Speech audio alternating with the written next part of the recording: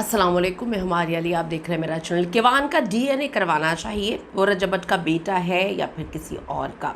Own Sheikh ने अपने life में एक नया पेंडोरा बॉक्स खोल दिया है। रजब भट्ट के सख्त तरीन रद्द-ए-अमल और दूसरी शादी के ऐलान के बाद जो उनके साले ओन शेख हैं, उन्होंने लर्जा खेज़ किस्म की बातें करना शुरू कर दी और यू टर्न लेना शुरू कर दिए। बाकी सब खुश है, लेकिन ईमान जो है वो रोती हुई व्लॉग में आएगी। नवासी की तलाक मुबारक हो और इसका नया ट्रेंड अजीब व गरीब किस्म की बातें व्यूज़ हासिल करने के लिए ऐसी ऐसी चीज़ें डिस्कशन का हिस्सा बनाई जा रही हैं जिसके बारे में कोई इंसान सोच भी नहीं सकता है। और शेख ने लाइव आके ईमान की तरफ से माफ़ी मांगकर सुलह की पेशकश कर दी, यानी कि मतलब यही था कि चीटिंग विटिंग की कोई गेम नहीं है कि मेरे मियाँ ने मुझे चीट किया तो मुझे उसको माफ़ नहीं करना या मैंने उसके साथ नहीं रहना। कोई और ही गेम है जिसकी वजह से ईमान जो है रुस के अपने मैके में बैठी रहती हैं। मगर ये जो इस गलीज़ इल्ज़ाम है, इसके पीछे का सच क्या है?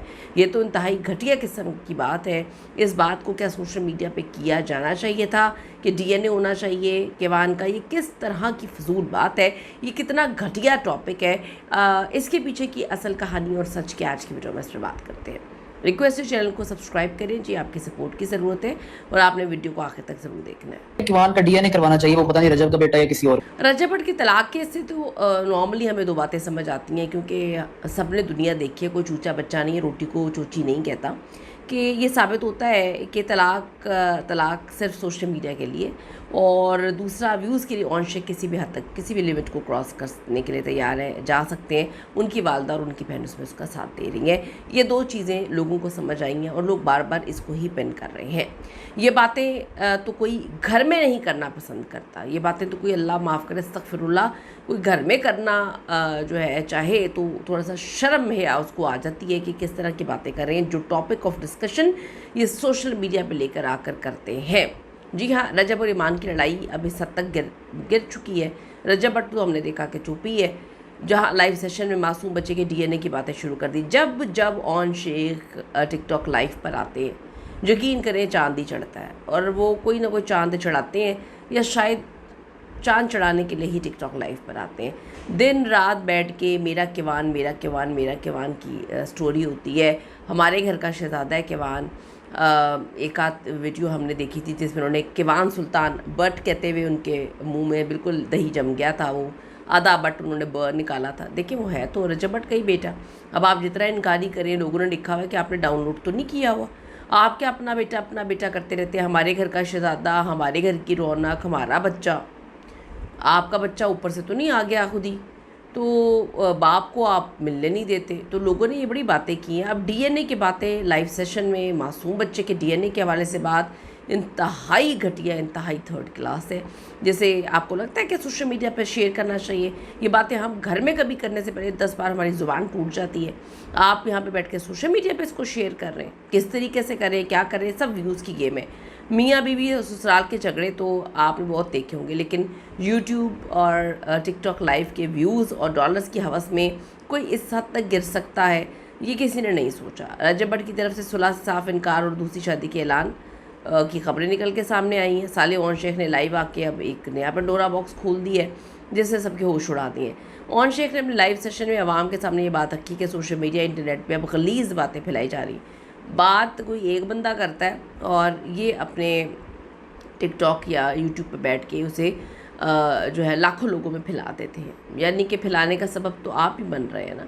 सोशल मीडिया पे इंटरनेट पे कहते हैं जी गलीज़ बातें की जा रही हैं कि मासूम किवान का डीएनए टेस्ट करवाना चाहिए कि वो रजब का बेटा है या किसी और का। ओन शेख ने रजब के कैंप पर इल्ज़ाम लगा दिया। ये भी रजब पे लगा दें भैया आप इल्ज़ाम कि रजब ने ये बात बोली है। मतलब क्या हरकतें हैं। रजब के कैंप पे इल्ज़ाम लगा दिया कि उनकी फैमिली की तरफ से ऐसे जो भी लोग हैं, इनके मानने वाले, इनको चाहने वाले, उनकी तरफ से ऐसे शकूक व शुबहात पैदा किए जा रहे हैं, जिसके जवाब देने के लिए वो खुद लाइव आए हैं। अब आप खुद बताएं, आपके पास अकल शऊर है, ये कौन क्या गेम्स खेल रहा है, क्यों खेल रहा है? मतलब किवान को यूज़ करना किसने शुरू किया, क्यों उस मासूम बच्चे को यूज़ कर रहे हैं, क्यों इतना पैनिक क्रिएट कर रहे हैं, क्यों ऐसी फजूल हरकतें कर रहे हैं, जस्ट अपने टिकटॉक लाइव को चमकाने के लिए, अपने यूट्यूब चैनल को चमकाने के लिए। सबको पता है कि किसकी यूट्यूब चैनल्स को खड़ा करने में कितनी मेहनत है और आप लोग जो है किसके नाम का खा रहे हैं।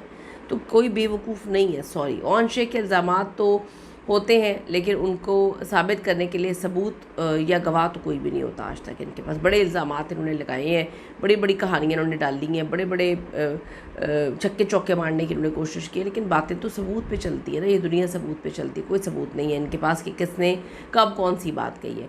फैज़ से शदीद गम और गुस्से का इजहार किया है कि ईमान को पता नहीं चल रहा कि उसका भाई उसके बारे में या उसके बेटे के बारे में क्या क्या बातें कर रहा है सोशल मीडिया पे बैठ के, या बहन ही डिक्टेट कर रही है, बहन साथ खड़ी मौजूद है।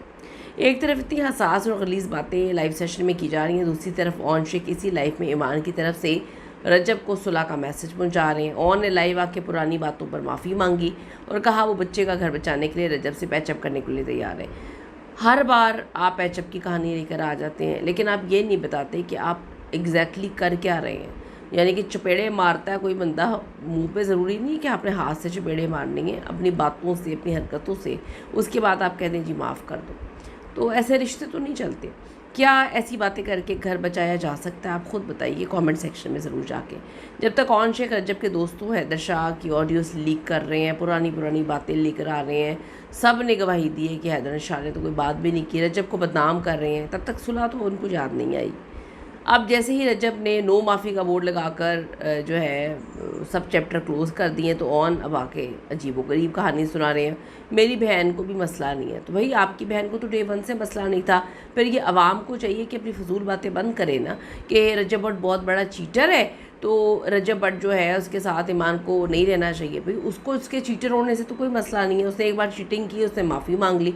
आप अगर कोई औरत अपना घर बसाना ही नहीं चाहती, रहना ही नहीं चाहती, तो उसका मियाँ जो है वो, अब आप क्या कहेंगे? आप अपना घर छोड़ के अपने भाई के चैनल को प्रमोशन में लगी हुई हैं, अपने इन्फ्लुएंसर बनने में आप लगी हुई हैं, आपने सब कुछ छोड़ छाड़ दिया है। इतना मामला ख़राब करने के बाद जो है टिकटॉक लाइव पे क्या बातें की जाती हैं ऑन शेख की जानिब से? सिर्फ रजब भट्ट उसके दोस्तों पे बातें की जाती हैं। इस तरह जो है टिकटॉक लाइव इनका चल रहा है आज तक। इनके व्लॉग्स में भी यही बातें हैं। आज हमने ये एक्सपोज कर दी, आज मैंने ईमान ने ये सेलिब्रेशन कर दी, ईमान के वान। अजीब बातें हैं। अब तो ये बात सच साबित हो रही है कि पहले रजब और फिर केवान सिर्फ नाम कैश करवा कर व्यूज़ हासिल किए जा रहे हैं। ऐसा लगता है कि रजब भट्ट ने ही ईमान और केवान पर सोशल मीडिया की पाबंदियां लगाई हुई थी, ऐसे इन्होंने पोस्ट कर दिया। वरना रजब भट्ट से अलहदगी के बाद सब कुछ सोशल मीडिया पे डाला जा रहा है, आप खुद देख लें। अवाम आप पूछ रही है इस फैमिली में चल क्या रहा है? सोशल मीडिया पर ट्रेंड चल पड़ा है कि ईमान के घर में तलाक को ऐसे लिया जा रहा है जैसे कोई आम सी बात है, जैन के घर में बड़ा नॉर्मल है, तलाक बहुत ज़्यादा नॉर्मल है। लोग तंजन कह रहे हैं कि जी वहाँ तो नवासी को तलाक की मुबारकबाद हो का माहौल बना हुआ है।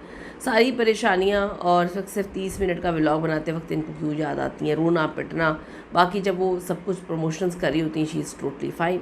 सबसे बड़ा सवाल ये है कि अगर ऑन शेख को माफ़ी मांगनी थी, अगर ईमान को सुलह करनी थी, या अगर DNA से जैसे हसास मामले पर बात करनी थी, तो सब लाइव आकर यूट्यूब पर ही क्यों कर रहे हैं? रजब भट्ट की लव मैरिज तो नहीं है ना आपकी बहन के साथ, आप बड़ों को बिठाएं। जवाब साफ है कि रिश्ता बचाना बात का काम है। वीडियोस आवाम को बताना है कि हम कितने बड़े अच्छे लोग हैं, हमारे चैनल्स को सब्सक्राइब करें और देखो ज़रा हम कितने बड़ेपन का मुजाहरा कर रहे हैं कि हम इनको माफ़ करें।